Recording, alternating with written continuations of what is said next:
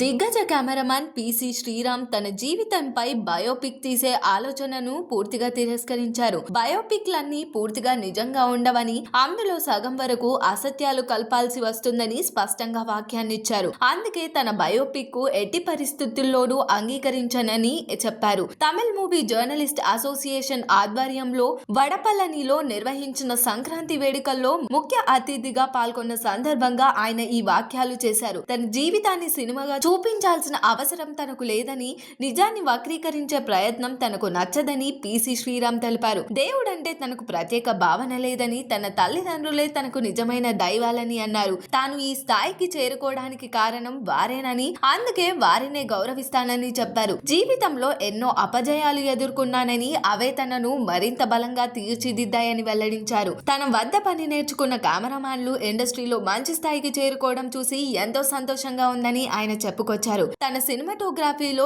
ఎక్కువగా చీకటి సన్నివేశాలు కనిపిస్తాయని, ఆ డార్క్ షేడ్స్ కే ఒక ప్రత్యేక ప్రపంచం ఉందని అభిప్రాయపడ్డారు. థియేటర్ లో ప్రేక్షకులకు కొత్త అనుభూతిని అందించడమే తన లక్ష్యమని చెప్పారు. కెమెరామాన్ గా తన ప్రయాణం ఇంకా పూర్తి కాలేదని, దర్శకత్వం వహించాలన్న కోరిక ఎప్పటి నుంచో ఉందని పిసి శ్రీరామ్ తెలిపారు. ఖచ్చితంగా త్వరలోనే దర్శకుడిగా ప్రేక్షకుల ముందుకు వస్తానని తెలిపారు. మరి దీనిపైన మీ ఒపీనియన్ ఏంటో కామెంట్ చేయండి. మరిన్ని మూవీ అప్డేట్స్ కోసం చూస్తూనే ఉండండి LG ఎంటర్టైన్మెంట్.